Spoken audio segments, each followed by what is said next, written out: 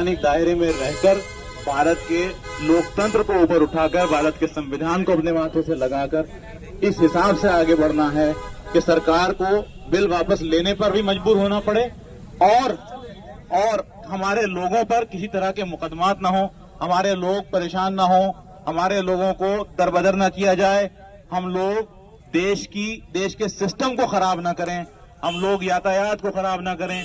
NRC में, CAA में हम सब ने ऐसा कुछ करके दिखाया है कि सरकार को झुकना पड़ा है। आज हम वक्फ बिल के खिलाफ खड़े हुए हैं। किसानों ने जब किसान कानून संसद ने पारित कर दिए थे तब किसानों ने उसके खिलाफ 1 साल तक लगातार कुर्बानी पेश की, बैठे रहे, तब तक नहीं उठे जब तक सरकार ने वादा नहीं कर लिया कि वापस होंगे, और वो वापस हुए। तो अगर इंसान पुरअज़्म हो, अगर इंसान हिम्मत से काम ले तो ऐसा नहीं है। ये भारत का लोकतंत्र हमें विरोध करने की इजाजत भी देता है, और भारत की सरकार हमारा विरोध सुनकर, समझकर, क्यूमुलेटिव कॉन्शियंस यानी सब लोगों की समझ को समझते हुए उसको लोकतंत्र में जगह देती है, उनके विरोध को जगह देती है। और ऐसे कानून जो ज्यादा लोगों को कबूल नहीं होते वो वापस होते हैं, लेकिन मैंने कहा ज्यादा लोगों को कबूल नहीं होते। जब हम सब लोग मिलकर, हर धर्म, हर पंथ के लोग मिलकर इस कानून का विरोध करेंगे तो इंशाल्लाह एक दिन ऐसा आएगा कि भारत सरकार इस कानून को वापस लेगी। संसद ही से ये पारित हुआ है, संसद ही में दोबारा से इसको वापस लिया जाएगा इंशाल्लाह। में काला कानून पिछले दिनों पास हुआ है, हम उसके विरोध में आज एसडीएम चौक रुड़की पे इकट्ठे हुए हैं। और ये लड़ाई जब तक काला कानून ये वापस नहीं होता, जब तक हम लड़ाई जारी रखेंगे, क्योंकि सरकार ये कह रही है कि हम मुस्लिमों के हितैषी हैं, और ये बता नहीं पा रही है कि हितैषी हैं कैसे।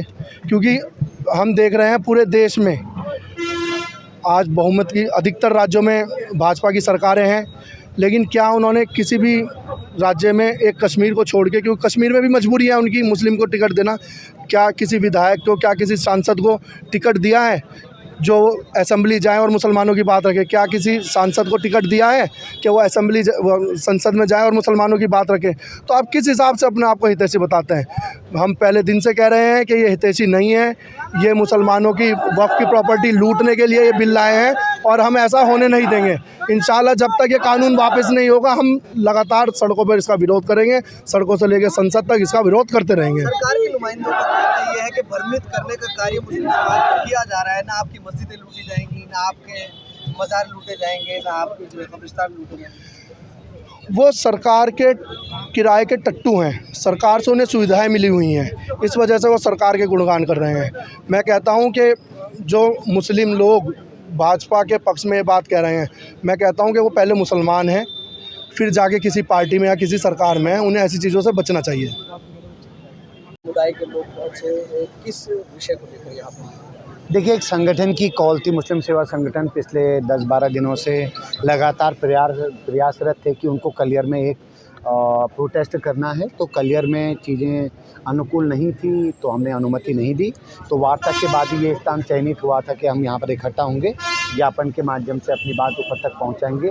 तो अकॉर्डिंग टू जो वार्ता में हम लोग ने आपस में तय किया था उस हिसाब से अपनी चीज़ें करी हैं। उन्होंने ज्ञापन जॉइंट साहब को दे दिया, उसमें आगे हम उसको उच्च स्तर पर प्रेषित कर देंगे, और इसके बाद सब लोग डिस्बर्स होने की बात हुई और जल्दी डिस्बर्स होंगे। सर, किस मांग को लेकर ये लोग यहाँ पर? उनकी मांग काफ़ी सारी हैं, वो अब आप उनसे बात करके क्लियर कर लेंगे। तो उनका जिन मुद्दों पे था उन मुद्दों पे उन्होंने ज्ञापन प्रेषित कर दिया है।